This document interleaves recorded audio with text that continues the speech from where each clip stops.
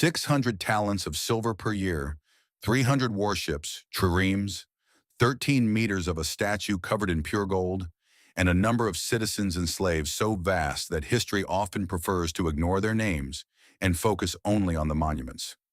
We're talking about the man who commanded the peak of Greek civilization. Not a village, not an isolated kingdom, but the mind behind the cultural empire that founded the West. Pericles wasn't a king by blood, but he was the first citizen of an Athens that shone so brightly it blinded its neighbors. But what did it actually mean to be Pericles? What was it like to wake up knowing that every stone placed on the Parthenon was another nail in the coffin of peace with Sparta? How did a man who built the eternal city end up watching his own family get wiped out by an invisible crisis inside the very walls he had raised? The answer isn't in the pretty speeches. It's in the brutal logistics of an empire that dared to challenge the gods in time. If you think politics today is complicated, just wait until you see what Pericles had to juggle to keep Athens on top. Go ahead and drop a like and subscribe, because we're about to dissect the Golden Age like you've never seen in school. To understand Pericles, you need to understand the size of the bill he was paying. When he decided to rebuild the Acropolis, he wasn't just making art. He was running the largest construction site of antiquity. The Parthenon alone consumed 20,000 tons of Pentelic marble. That didn't arrive by truck. It was quarried 16 kilometers away, hauled down ramps, and dragged by teams of oxen along roads built specifically for that purpose. The insights from external experts. Architects and engineers on technical Greek analysis channels point out that Pericles managed an astronomical payroll. There were stonemasons, sculptors, carpenters, metalworkers, and sailors. The money came from the treasury of Delos, a war fund meant to protect Greece from the Persians. Pericles, in a bold move seen as corrupt by his rivals, transferred that treasury from a sacred island straight into Athens' coffers. Experts in ancient economics point out that the Parthenon was, in fact, a central bank disguised as a temple. The statue of Athena Parthenos contained 1,100 kilograms of solid gold, which could be removed and melted down in case of financial emergency. Pericles didn't just control the people's faith, he controlled the empire's liquidity. Each trireme in Pericles' fleet needed 170 rowers. When with 300 ships, we're talking about 51,000 men who needed to eat, drink, and get paid every single day. If the fleet stopped, Athens starved because the city didn't produce enough grain. It depended on trade routes from the Black Sea. Tips from naval historians on international YouTube channels explain that Pericles kept Piraeus, the port, connected to the city through the long walls, stretching 6 kilometers. It was an uninterrupted supply corridor. Job controlled water in the desert. Pericles controlled the flow of grain in the Mediterranean. Whoever controls the people's stomach controls their loyalty. But that physical security created a trap. By bringing all citizens inside those walls to protect them from Sparta, Pericles created the highest population density of the time, turning Athens into a sanitary powder keg. What was the daily life like for the man managing all this chaos? Contrary to what you might imagine, Pericles didn't live in wine-soaked parties and excess. He was a master of public image. The Bible says Job was the greatest of the sons of the East because of his wisdom. The Greeks said Pericles was the Olympian because he seemed above human emotion. He was never seen laughing excessively, never attended social dinners, and only walked down a single street in Athens, the one that led from his home to the council and the agora. Niche expert tip. Analysts of rhetoric and political marketing on channels from Oxford and Athens highlight that Pericles understood that familiarity breeds contempt. He stayed out of sight so that when he appeared, his presence felt like an event. He wore a general's helmet almost all the time, some say to hide the elongated shape of his head, but the visual effect was that of a man always ready for war.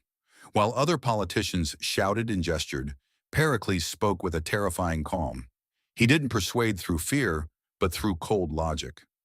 Inside his home, the scene changed. He lived with Aspasia, a foreign woman who was more intelligent than most Athenian senators. Gender history channels explain that Pericles' household was the real center of power in Greece. There, between cups of wine and rolls of papyrus, the laws that would govern democracy were debated. Aspasia wasn't just his partner, she was his strategist. Some said she wrote his most famous speeches. Pericles paid a massive social price for that. He was prosecuted, publicly humiliated by his rivals, and saw Aspasia being called terrible names in the theater. But he didn't back down. Just as Job offered sacrifices for his children every morning, Pericles sacrificed his personal reputation every day to keep by his side the one person who truly understood him. He was a man isolated at the top, a crownless prince who knew that the same crowd applauding him today would be the one demanding his head tomorrow if bread ran out. Imagine having to act like an emotionless machine just so people wouldn't lose respect for you. Could you live like that? Drop a comment below. The price of power if you think Pericles was a genius or just a lonely man. Pericles' wealth wasn't measured in camels or sheep, but in influence and control over human labor. And Athens had around 100,000 slaves doing everything from mining silver in Laurium to serving wine in wealthy households. But Pericles' secret to keeping democracy running was the mistos, payment for citizens to participate in politics.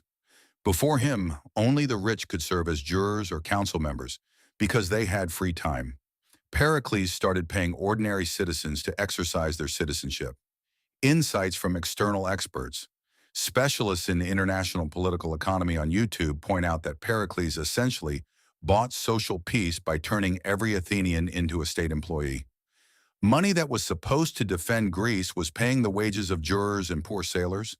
This created blind loyalty to him, but also deadly resentment in other Greek cities, which saw their gold being used to sustain the paid leisure lifestyle of the Athenians. Imagine the scene. 6,000 citizens gathered on the hill of the Knicks, deciding the fate of nations. Pericles stepped onto the platform and, with his controlled voice, guided that mass. He wasn't a dictator. He was a master of mass manipulation through economic benefit.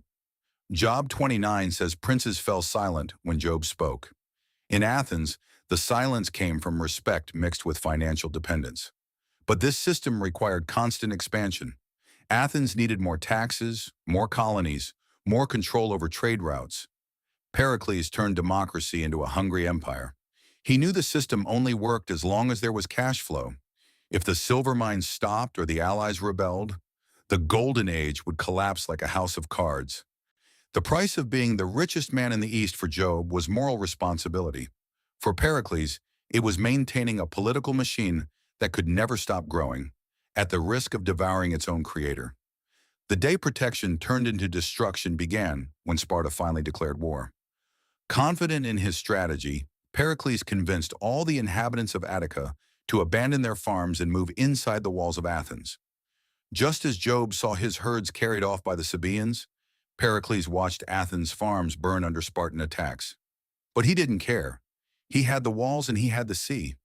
What he didn't foresee was what overcrowding in a confined space would do. Context from external experts. Forensic medicine and historical epidemiology channels explain that Periclean Athens became the perfect environment for the spread of pathogens.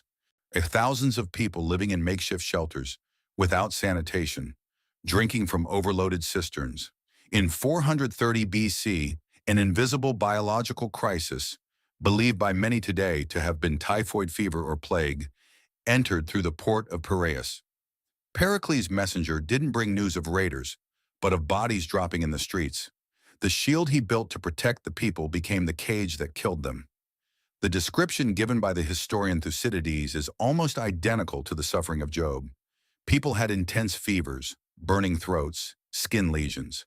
The social system collapsed. Pericles, the man known as the Olympian, saw his marble facade crack. He lost both of his legitimate sons to the disease. He lost his sister. He lost his closest advisors. The man who rebuilt the Acropolis now spent his days bearing his own bloodline. When the biblical text says Job scraped his skin with broken pottery, Pericles scraped his soul, realizing that all his military and political strategy couldn't stop a microscopic organism. He was put on trial by the very people he loved, fined and humiliated. The hedge of protection he believed he had built around Athens was broken, and the blows were fast and devastating. Guys, imagine the desperation of watching your perfect plan destroy your own family. If you were in the place of the people of Athens, Would you forgive Pericles or demand his head? Drop a comment. I want to see that debate. Pericles did not get Job's material restoration. He did not live to see double the triremes or double the temples. He died in 429 BC, weakened by the same disease that took his sons. But his second chapter didn't happen in life. It happened in humanity's memory. At the end of his life, they say his friends were gathered around his bed, listing his great victories and the monuments he had built. Pericles opened his eyes one last time and said something that echoes Job's full of days. You've forgotten my greatest achievement. No Athenian citizen had to wear mourning because of me. Historians on international classical culture channels highlight the irony of that statement. Pericles wanted to be remembered for justice, not for power. Even though Athens lost the war decades later, the age of Pericles became the gold standard of everything we call civilization. He proved that even if a man falls and a city is sacked, what is built with intelligence and purpose endures. God said Job spoke what was right. My history says Pericles built what was eternal. Pericles' restoration is the Parthenon itself, still watching over Athens 2,500 years later.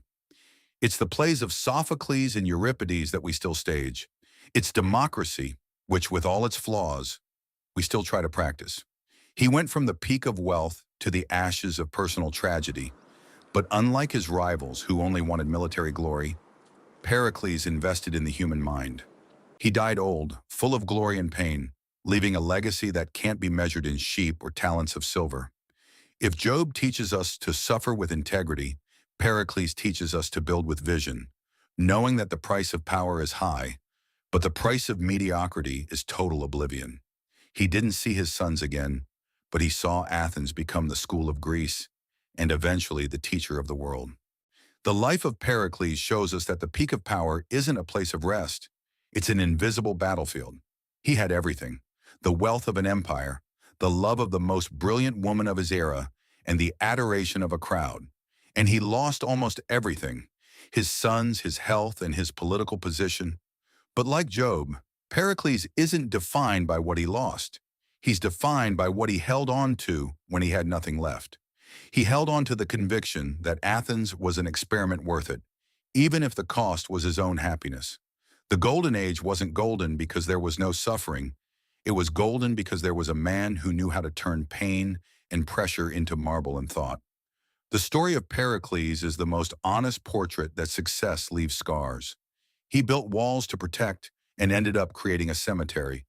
But within that cycle of life and death, he planted the seeds of philosophy and art that still feed us today.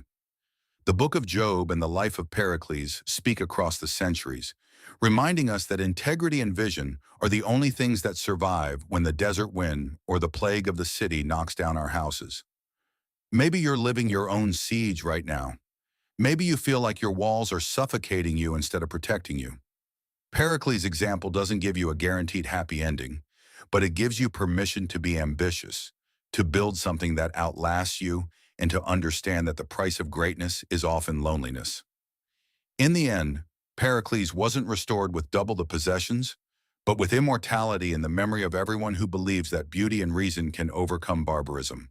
If you made it this far, it's because you understand that history is made of sweat, logistics, and hard decisions. Click the video that's popping up on your screen now to understand how another ancient leader dealt with a betrayal that almost erased his name from history. Drop a comment with the phrase, "Pericles lives in marble," so I know you got the message. Thanks for watching, and I'll see you on the next deep dive into the depths of time.